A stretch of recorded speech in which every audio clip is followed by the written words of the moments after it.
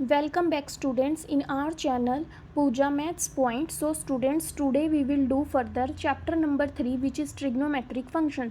सबसे पहले तो स्टूडेंट्स ये देखिए कि जो ट्रिग्नोमेट्रिक फंक्शन है ये आपका क्लास 11th का सबसे बड़ा चैप्टर है। तो इसके लिए आपको ये नहीं है कि एक वीडियो में या दो वीडियो में या 3 वीडियो में आपको सारे कंसेप्ट क्लियर हो जाएं, और अगर कोई भी आपको करा भी देता है तो उस बीच में आपके कंफ्यूज होने के चांसेस ज़्यादा हो जाते हैं। तो इसीलिए मैं वीडियोस के जो है पार्ट्स में सब डिवाइडेड करके आपको देती हूँ, ताकि आप जब एक वीडियो को देखो तो आपका एक कंसेप्ट ईजीली जो है वो क्लियर हो जाए। ठीक है स्टूडेंट्स, तो होच पोच ना करते हुए आपके लिए लेकर आई हूँ ये नया video. So let's get started. First of all today we will start with the definition of periodic functions. So periodic functions क्या होते हैं? ऐसे फंक्शंस जिनकी वैल्यू में अगर हम कुछ थोड़ा सा ऐड कर दें रियल वैल्यू को तो वो अपनी वैल्यू को चेंज नहीं करते। ठीक है, फॉर एग्जाम्पल इसकी जो डेफिनेशन है पहले एक बार रीड कर लेते हैं। If the value of a function x remains unaltered when x is changed to x plus a. वही है कि अगर हमने किसी फंक्शन की वैल्यू को एक्स पे देखना है कि क्या वैल्यू देगा, लेकिन अगर हम उस एक्स के अंदर कुछ एक छोटा एलिमेंट वे और A is a least positive real number अगर उसमें ऐड कर देते हैं तब भी फंक्शन की वैल्यू चेंज नहीं होती, रिमेन अनऑल्टर्ड रहती है, तो उस फंक्शन को हम क्या कहेंगे कि वो फंक्शन आपका पीरियोडिक फंक्शन है। फॉर एग्जाम्पल हम इसको जनरल फॉर्म में ऐसे देख सकते हैं। If F of x plus alpha, अगर हमने एक्स के अंदर अल्फ़ा कोई भी रियल पॉजिटिव नंबर ऐड किया तब भी वैल्यू एफ एक्स ही आई है, उस अल्फ़ा का उसकी वैल्यू पर कोई फ़र्क नहीं पड़ा, यानी कि जो वैल्यू आई है फंक्शन की रिमेन अनऑल्टर्ड, वो चेंज नहीं हुई है। तो उस केस में हम क्या कहेंगे कि ये फंक्शन जो है पीरियोडिक फंक्शन है, और जो ये हमने स्मॉल पॉजिटिव रियल नंबर लिया है ये हमारा इस फंक्शन का पीरियड होगा। ठीक है, उसके ही हमें कुछ एग्जाम्पल दिए हैं। साइन एक्स प्लस 2 पाई पे वैल्यू साइन एक्स ही है, आपको पता है 2 पाई पे वैल्यू कभी चेंज नहीं होगी। ये मैंने आपको कल की वीडियो में बताया था कि अगर आपके पास 2 पाई है और पाई है फंक्शन कोई भी हो, नो मैटर, वो अपनी फंक्शन जो है वो अपनी वैल्यू चेंज नहीं करेगा। तो उस केस के अंदर भी आप समझ सकते हो, तो हम ये कहेंगे कि साइन एक्स कौन सा फंक्शन है? पीरियोडिक फंक्शन, और उसका पीरियड किस पे क्या है यहाँ पर? 2 पाई। तो इस टाइप के फंक्शन जिनके अगर हम एक्स में कुछ भी लीस्ट पॉजिटिव रियल नंबर को ऐड भी कर दें वो तब भी फंक्शन की वैल्यू को चेंज नहीं करते, तो उस केस में हम ये कहेंगे कि वो फंक्शन पीरियोडिक फंक्शन है। नेक्स्ट आपके पास इस एक्सरसाइज में आ जाते हैं ग्राफ ऑफ ट्रिग्नोमेट्रिक फंक्शंस। तो बिना देरी करे हम देख लेते हैं ग्राफ। देखो स्टूडेंट्स, मैं आपको एक या दो का ही ग्राफ बताऊंगी, बाकी आप सबको खुद से करने हैं, और अगर आपको उनको करने में कोई डाउट होता है तो आप वो कमेंट बॉक्स में कमेंट करके ज़रूर पूछिएगा। सो let's get started. To draw the graph of y is equal to sin x between 0 degree and 360 degree. First of all ये ग्राफ वैसे ही है कि हमें पॉइंट्स चाहिए, पॉइंट के बाद जैसे हमने 10th क्लास में किया था ग्राफ के ऊपर उन पॉइंट को प्लॉट करना है और फिर उन पॉइंट्स को मिला देना है, वो आपका एक ग्राफ बन जाएगा। और जो जो आप काम करते जाओगे उसको आपने रफली लिखते जाना है, तो वो आपका एक ड्रॉ हो जाएगा ग्राफ। ठीक है, सो ये वाला जो ग्राफ है इसकी यहाँ पर वैल्यूज़ है, यहाँ पर ग्राफ है, तो आप कंफ्यूज हो जाओगे। मैं आपको एक y equal to cos x है उसके जो है ग्राफ यहीं पे बना हुआ है, तो ये आपको दिखा देती हूँ, आपको इजीली समझ आ जाएगा। और साइन एक्स का और बाकी सबका ग्राफ सेम चलेगा। ठीक है, सो स्टूडेंट्स उन्होंने बोला कोस एक्स का हमने ग्राफ ड्रॉ करना है 0 से 360 के बीच में, तो हमें सभी डिग्री के ऊपर वैल्यूज़ पता है हमारी क्या क्या आती हैं। 0 डिग्री पे 1 होती है, और कोस 30 की वैल्यू कितनी होती है? √3/2। ठीक है, तो उसको सॉल्व करके ये लिखा है उन्होंने, जब हम 3 का रूट निकालते हैं तो वो 1 यहाँ पर 1 2, और फिर पॉइंट से हम जैसे स्क्वायर रूट निकालते हैं ना, तो इस तरह से निकल जाएगा। ठीक है, तो 1.7 के समथिंग आएगा, मैं आगे नहीं कर रही हूँ, तो 1.7/2 लिख देते हैं, और इसको जब सोल्व करोगे तो ये यहाँ से इस तरह से आएगा। ठीक है, तो मैंने इसको आगे सोल्व नहीं किया, जब आप आगे सोल्व करोगे तो यहाँ पर 5 नहीं आएगा, यहाँ पर 7 आ जाएगा। तो मैंने जस्ट आपको ये बताया है कि आप इसको सोल्व इस तरह से करोगे। क्लियर? तो उसको सॉल्व करते करते आपके पास सेम वे में ये सब वैल्यूज़ आ जाएंगी, और एक स्टेप पे आकर के ये वैल्यूज़ रिपीट हो जाएंगी। आपको पता है कि स्टेप पे जब हम π/2 90 पे करते हैं उसके बाद से चेंज हो जाती है। ठीक है ना? तो देखिए अब यहाँ पर cos 60 की वैल्यू ये, क्योंकि वो 1/2 होता है और 1/2 0.5 होता है, तो उन्होंने 0.5 लिखा है। इसका मतलब यही है कि ये 0.5 है।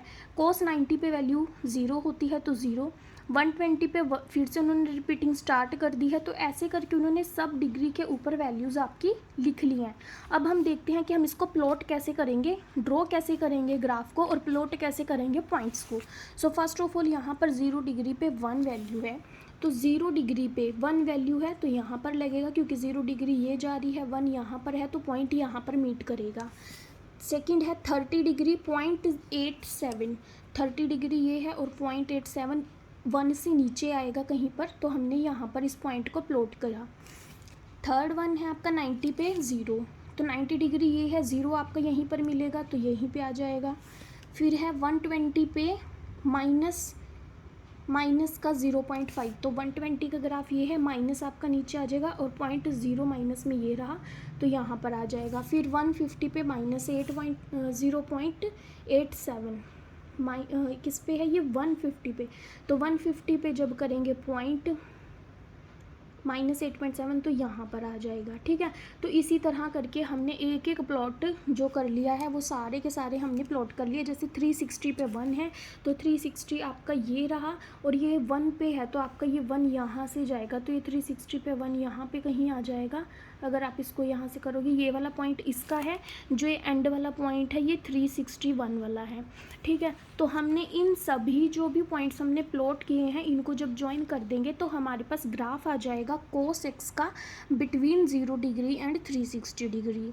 तो आई होप आपको ये चीज़ जो है वो समझ में आई होगी। ठीक है, अब यहाँ पर y = cos x था, तो हमारा जो y था ऊपर है, एक ये जो y डैश है वो नीचे है। हमने पॉइंट्स लिए और सॉल्व किया जैसे हमने 10th क्लास में किया है।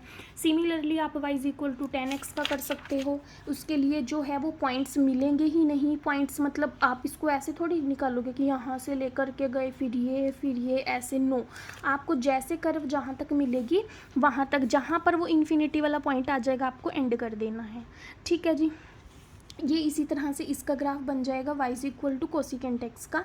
इसके कुछ पॉइंट्स मैं आपको बता देती हूँ। जैसे 0 डिग्री है, इन्फिनिटी है, ठीक है, तो अब हमें इन्फिनिटी का नहीं पता तो वो ऊपर कहीं पे भी जाएगा 0 डिग्री से इन्फिनिटी डिग्री। ठीक है, फिर सेकंड है 30 डिग्री 2.0, तो ये 30 डिग्री है यहाँ पर, मतलब ये 90 है, इससे आगे कहीं पे 30 होएगा और 2.0 ये है, तो ये पॉइंट आ गया। फिर है 45 डिग्री पे 1.41, तो 45 भी इससे आगे ही आएगा और 1.41 कुछ यहाँ पर आएगा। तो ऐसे करके जब तक इन्फिनिटी नहीं मिलेगी, इसके बाद की इन्फिनिटी नहीं मिलेगी, हमने उसको कंटिन्यू करना है, और जब वो इन्फिनिटी मिल जाएगी एंड कर देना है।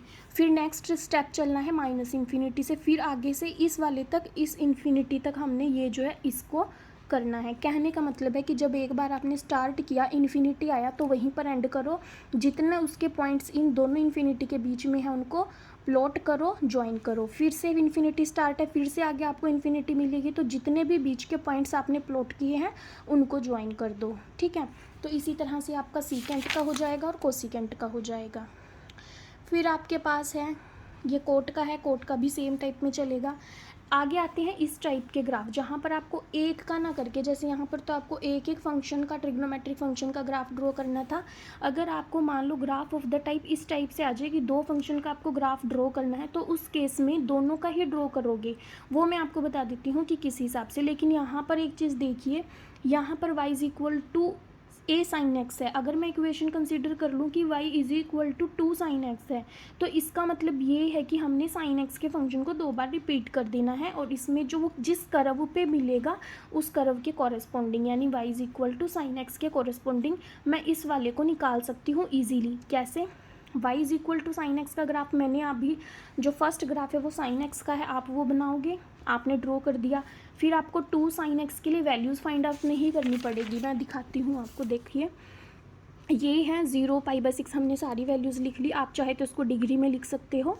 ठीक है, तो sin x हमने लिया, sin x 0 पे वैल्यू 0, ये π/6 पे इसकी वैल्यू 1/2 है, सॉल्व करोगे 0.5, π/3 पे √3/2 है, √3/2 मैंने सॉल्व करके बताया आपको 0.0887 आ जाएगा। तो इस तरह से मान लो ये sin x की वैल्यू है, तो फंक्शन हमारे पास है 2 sin x। तो हमें इसकी वैल्यू को फाइंड आउट करने के लिए ये जितनी भी वैल्यूज़ आपके पास हैं इसको आपने 2 से मल्टीप्लाई करना है बस। जैसे 0 को मल्टीप्लाई किया 2 से, 0 5 को 2 से मल्टीप्लाई करोगे तो 1.0 आएगा, उसको 1 ही लिख सकते हो। फिर इसको 2 से मल्टीप्लाई करोगे फिर यही लिख सकते हो। तो ऐसे करके ये सारी वैल्यूज़ निकाल लोगे। फिर आपके पास जो इसमें सेकंड फंक्शन गिवन है वो है y = 1/2 sin x। तो इसमें आपको फिर से sin x की जो भी वैल्यू है उसको 1/2 से मल्टीप्लाई करेंगे। तो जितनी भी वैल्यूज़ है उसको 1/2 से मल्टीप्लाई करके ये वैल्यूज़ आएंगी। सभी पॉइंट्स को प्लॉट करोगे और ग्राफ ड्रॉ करोगे। सो स्टूडेंट्स, इस तरह से आप सभी पॉइंट्स जो आपने प्लॉट किए हैं उनको आप ज्वाइन करोगे तो वो ग्राफ आपका इस टाइप से बन जाएगा। इसी तरह से इसके बाकी के सभी ग्राफ हैं जो वो आपको ड्रॉ करने हैं, और एक्सरसाइज में सेम ऐसे ही क्वेश्चंस आपको दिए हुए हैं। सो आई होप आपको आज का वीडियो जो है यूज़फुल लगा होगा। अगर ये वीडियो आपको यूज़फुल लगा है तो प्लीज़ लाइक, शेयर और सब्सक्राइब ज़रूर कीजिएगा। So thanks for watching.